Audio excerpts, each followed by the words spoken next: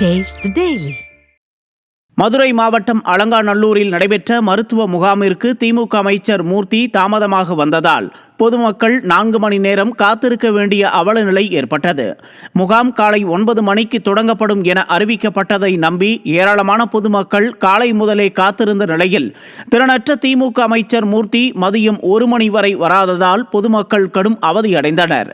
மக்கள் நலனில் அக்கறை இல்லாத திமுக அமைச்சர்கள் எங்கு சென்றாலும் பொதுமக்கள் சூழ்ந்து கேள்வி கேட்பதால் அதற்கு அஞ்சியே நிகழ்ச்சிக்கு தாமதமாக வருகிறாரா என கேள்வி எழுந்துள்ளது.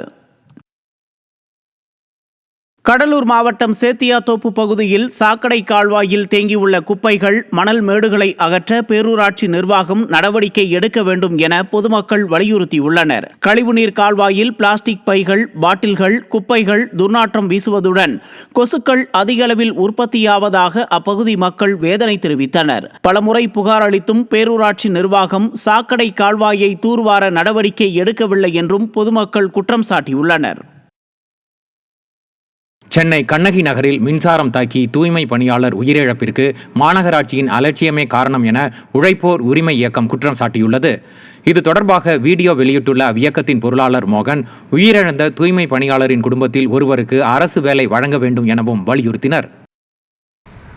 கண்ணகி நகரை சேர்ந்த வரலட்சுமி தூய்மை பணியாளர் மின்சாரம் தாக்கி ஸ்பாட்டில் உயிரிழந்திருக்கிறாங்க. அந்த உயிரிழந்த குடும்பத்தாருக்கு அரசாங்கம் அரசு வேலை உடனடியாக வழங்கணும்.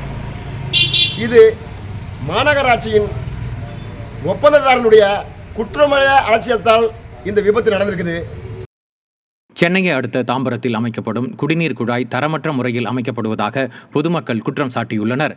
வேல்நகரில் அமைக்கப்பட்ட குடிநீர் குழாய்கள் முறையாக அமைக்கப்படவில்லை என்றும், சாலையின் கருங்கல் கலவைகளுடன் சேர்ந்து குழாய் பாதிக்கப்பட்ட பள்ளம் அடைக்கப்படுவதால் வாகனங்கள் செல்லும்போது குடிநீர் குழாய்கள் உடைந்து ஒரு பக்கம் குடிநீர் வீணாவதுடன் மறுபக்கம் கழிவுநீர் அதில் கலக்கும் அபாயம் உள்ளதாகவும் குற்றஞ்சாட்டும் பொதுமக்கள் இதுகுறித்து முறையிட்டும் ஒப்பந்த ஊழியர்கள் அதனை கண்டுகொள்ளவில்லை என குற்றம் சாட்டியுள்ளனர்.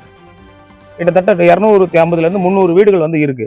இப்போ அந்த பட்சத்துல டேமேஜ் ஆகும்போது இதுக்கப்புறம் இன்னொரு 15 வருஷமோ 20 வருஷமோ பொறுத்து தான் இந்த ஆக்டிவிட்டிஸ் மறுபடியும் தொடர போறாங்க, கொள்ள போறாங்க. இதுல ஏதாவது ஃபால்ட் ஆகுதுன்னா மறுபடியும் பண்ணாங்கன்னா மக்களுக்கு இடையூறு ஆகிற மாதிரியும் இருக்கும், மக்களுடைய வரி பணமும் வீணாகும்.